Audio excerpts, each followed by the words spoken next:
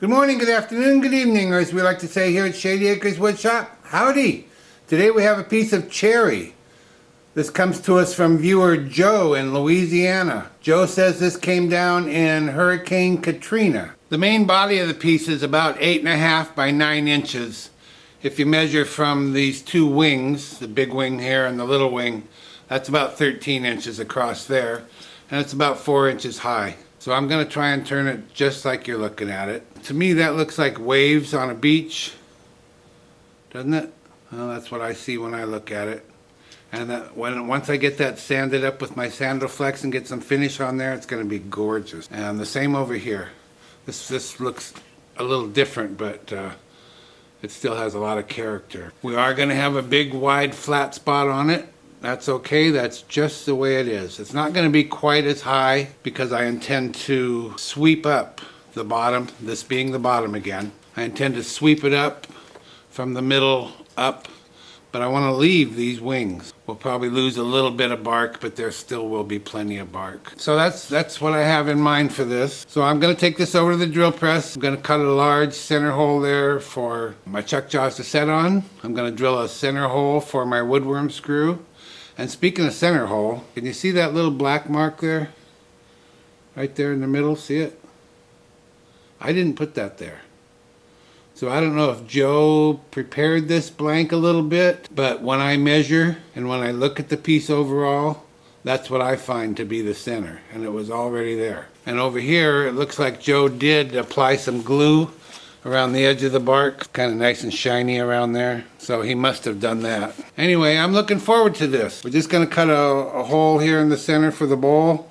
We're going to leave these wonderful waves down here. We're going to leave this little wing over here. It's going to be cool. Stand by.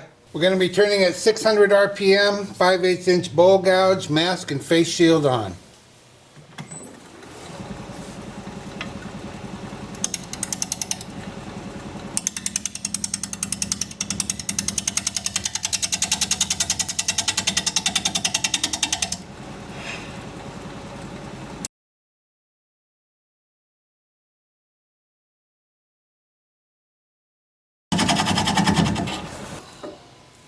I think on this piece I'm going to go with a recess. I don't want to waste any more bark than I have to going that way to leave a tenon down here. We can change our mind, but for now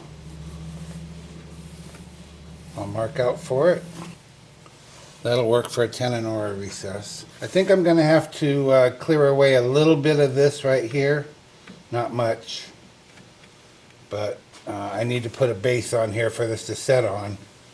And I need to make sure that this isn't touching the table that this is setting on. And it's real close now. Yeah, that would be hitting the table first. So I'm probably going to take away about 1/2 inch of this right here, but it won't affect the top unless it breaks off. Let's hope that doesn't happen.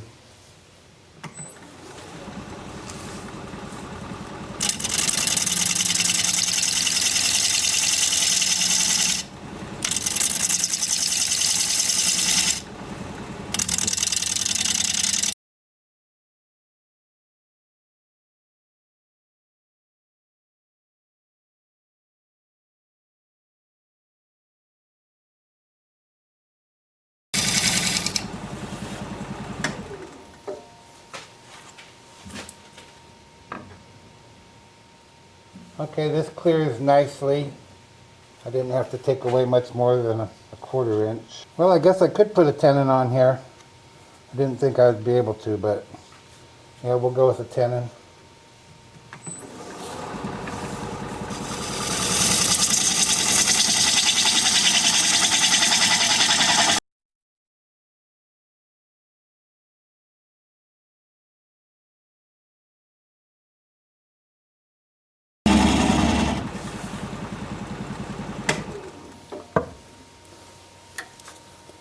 I'm going to get the tailstock out of the way so I can clean this up, and then we'll square up the sides of the tenon.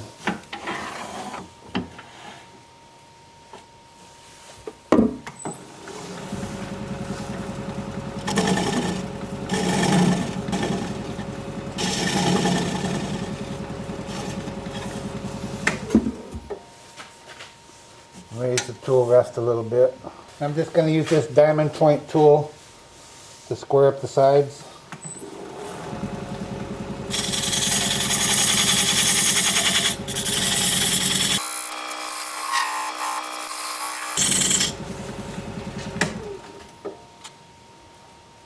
And that's good.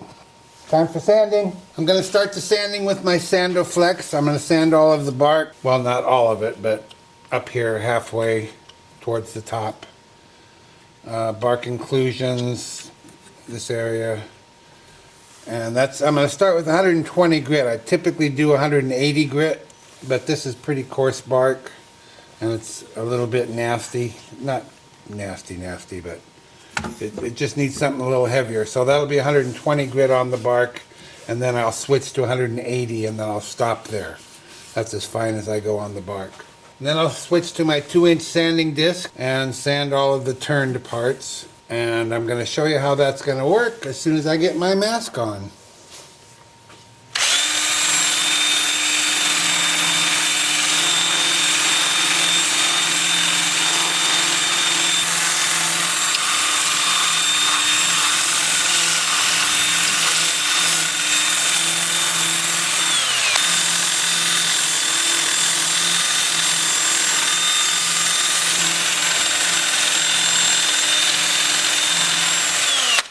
And then with my 2-inch sanding disc and the lathe spinning at about 390 in reverse.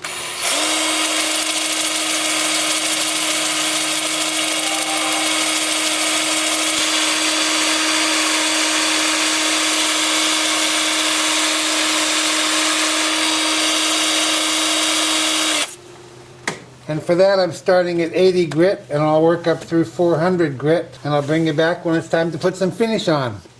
See you in a bit.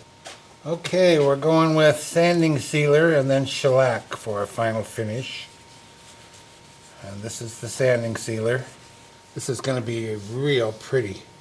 I'm going to use a brush on much of this. Okay, I've just got this little can with some sanding sealer in it and this brush. And then after I'm done with this, or halfway through, I'll go over it with a rag as well to make sure I don't have any brush strokes. Oh yeah, this is going to be so nice. And then on this flat end, which I think is a bandsaw cut, I did sand it. I just sort of smoothed out the bandsaw marks, but you can still feel them and you can still see them. They're just smooth. And I like to do that sometimes just to show the history of the piece. Now I just want to wipe up whatever's dripping here, and then I'll get back to the brush. I'll get most of this from the top side, but I just want to be sure I've got it from the bottom side. Ooh, see that bee?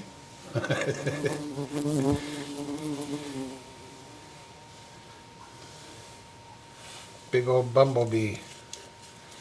It's a nice day here. We've had sunshine 2 days in a row. See that bee?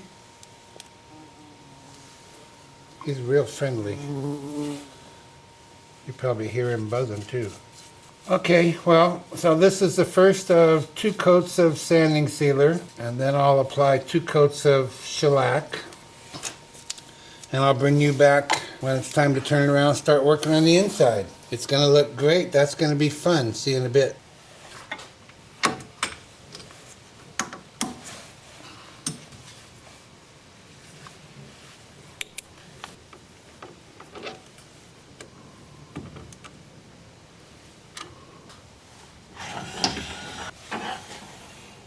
Well, there's a couple of things I got to think about here.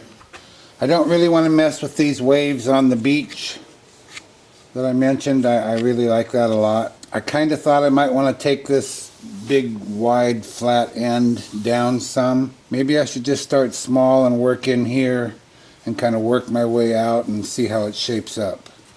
That sounds safe to me. So I'm going to grab my 5/8" bowl gouge, get my mask and face shield on. I haven't checked the speed. Let's see. About 590 RPM. Well, I decided there's just not room for the tailstock to be in here, so I'll just take light cuts and be careful. I think we've got a good strong tenon down there. Shouldn't be an issue.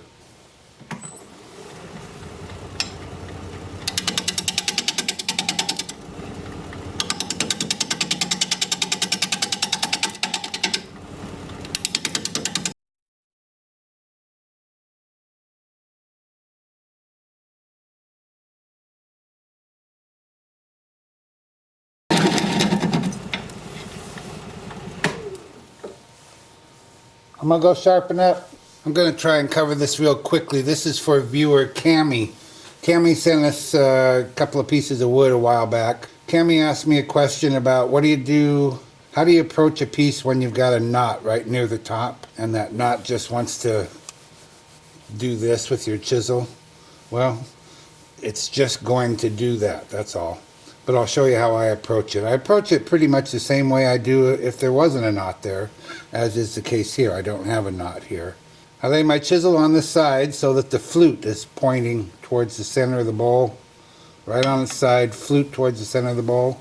Then I bring the handle way over the tool rest or over the bedways. Actually past the bedways. So that just the point of the chisel enters here. Just the sharpest part, and go slow. That's all there is to it. You do want to sight down here. Sight down where the bevel lined up so that the bevel will rub once it gets inside the bowl. And push. Gently. Slowly. And that's my answer. I hope that helps, Cammy.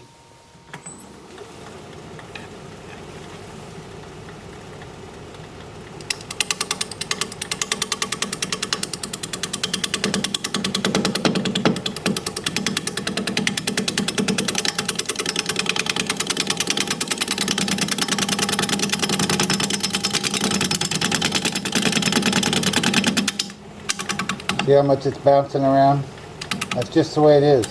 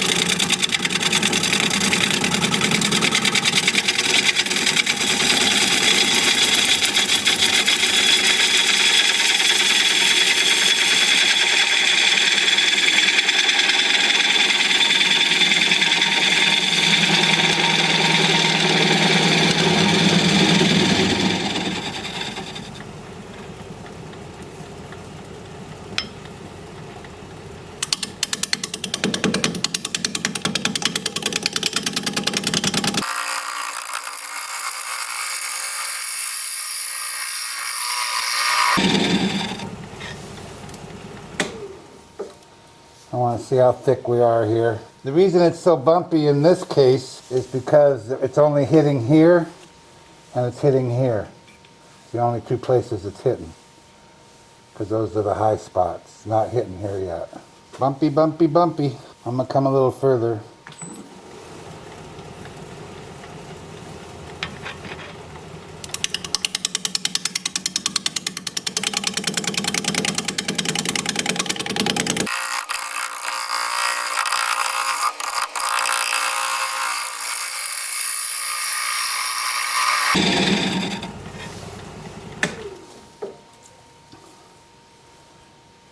Uh-oh, lost a piece of bark.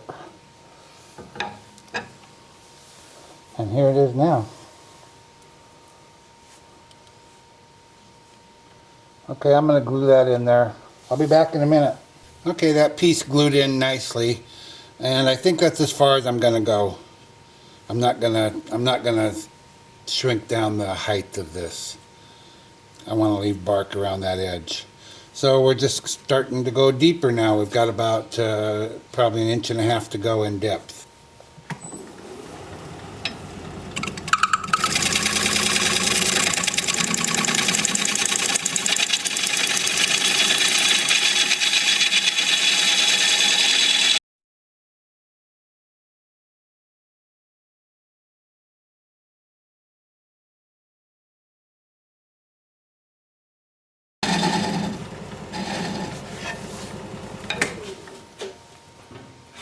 I just want to check and see. It's such an odd shape I can't really tell.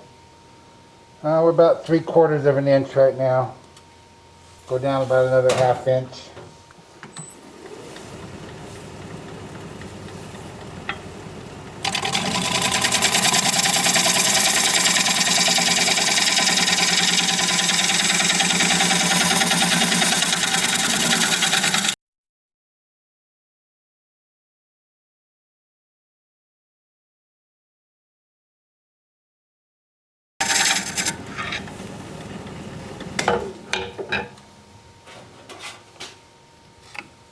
Okay, we're at the bottom. Not a minute too soon either, I'll tell you. I'm tired. This is wearing me out. I'm going to try a little shear scraping over here.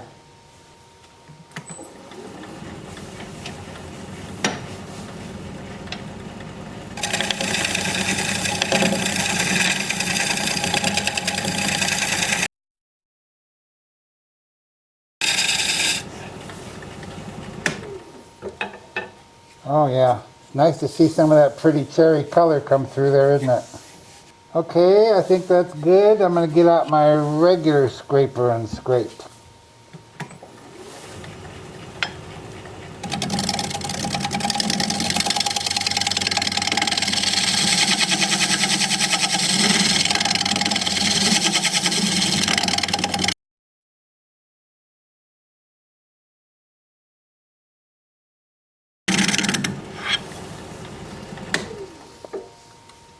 Oh, nice.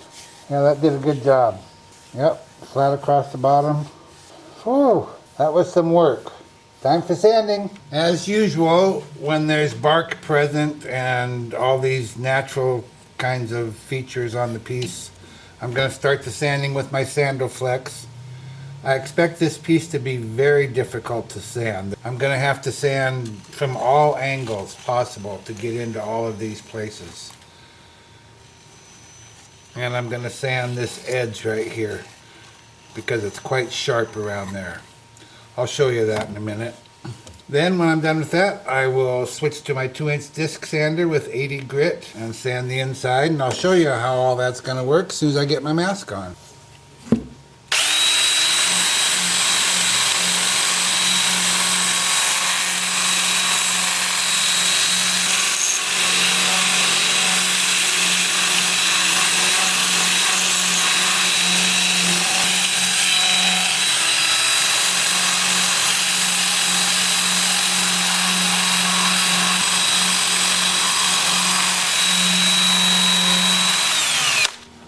That's just a sample. I'm going to be doing a whole lot of that.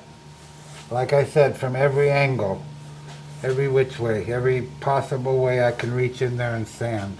And then I'll switch to the 2-inch disc, starting at 80 grit and working up through 400. Lathe spinning at 450 because of all the voids. I don't want this to fall into these voids. You know, I'm standing here and then here and then now I'm not. And that's not good. So I'm spinning the lathe faster than normal, forward at 450.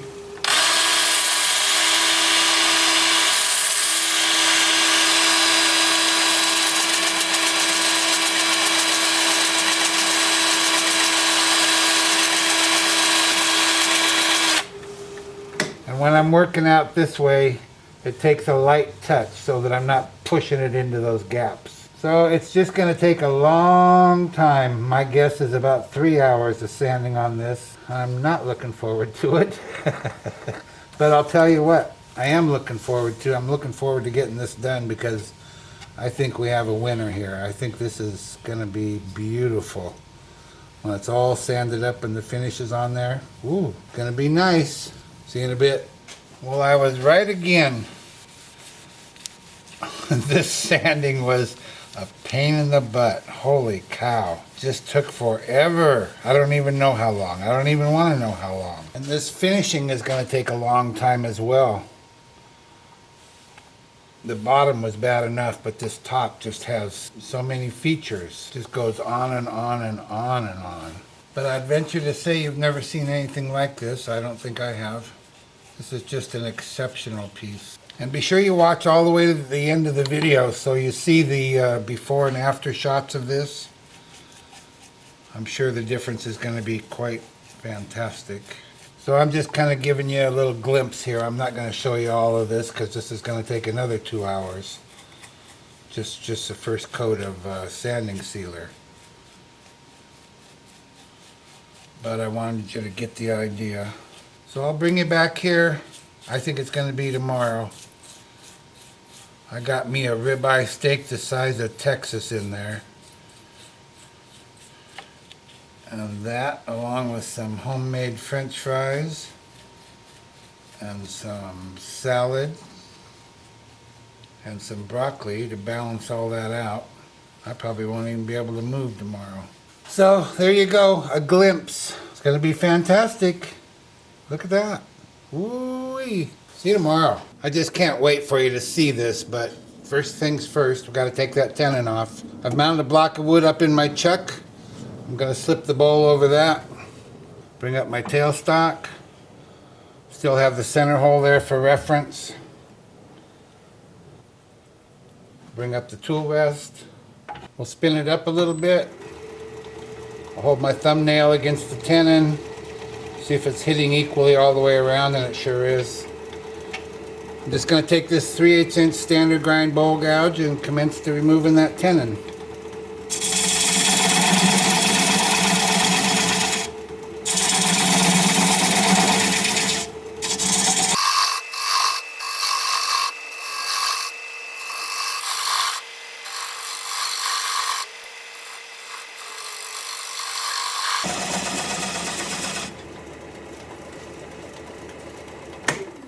See how we're doing here.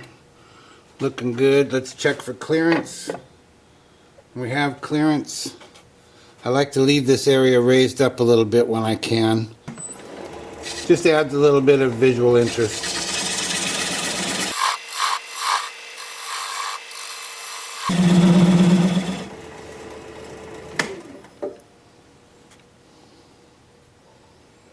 Now I'm going to switch to a swept back bowl gouge, 3/8 inch. And I'm going to get a little bit closer and a little bit higher with my tool rest so I have good support. And I'll just keep working it away.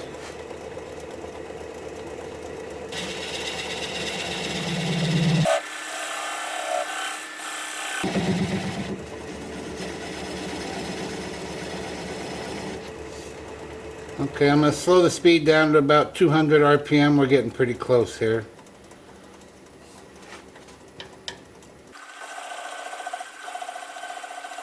Now I'm just applying the bevel of the gouge against the bottom of the bowl. Pressure towards the headstock. Right hand on the gouge, left hand on the switch. And when that little nub stops turning, we'll know we're through.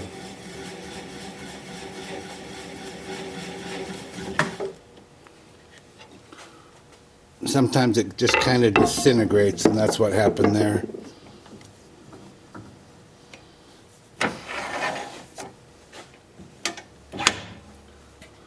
Now I'll just take this over here to the workbench, sand it up, sign it, get it finished, and I'll be right back. Now don't forget to watch to the end so you can see the before and after. It's going to be astonishing, I think. Even though I didn't touch the outside. So that's all going to remain the same. I didn't touch anything on the perimeter of this piece. What do you think of that? Isn't that gorgeous? This piece kind of defines my approach to wood turning. Leave it as you found it. Polish it up a bit, maybe make a hole in the middle. And just leave it the way Mother Nature provided it. Or Joe in this case. And Hurricane Katrina. Now this piece has a special little bonus. You can actually stand it up on this flat part on the bottom. You can stand it up and look at it this way. And when you do that, to me, these waves that I said look like waves on a beach, now it looks like it got blown up in Hurricane Katrina, and this part over here contributes to that. It's just an amazing piece. Finished up beautifully. There's the bottom all finished up. Actually the bottom, kind of wish I hadn't signed it. If you were going to stand it up on a table on the flat spot, it looks just about as good that way as it does this way. Just amazing. Just amazing. Isn't that wonderful? Thank you, Joe from Louisiana, for sending this along for all to enjoy. If you like this video, thumbs up please, I'd sure appreciate it. If you're a subscriber, thank you very kindly, I truly appreciate that. If you're not a subscriber, you might consider becoming one. I put out regular videos about one a week, and I'd like to keep in touch. An easy way to subscribe is just click my picture you see there near the end of the video. Your comments are always welcome and I read all of them. So for now, this is Phil, Shady Acres Woodshop, signing off.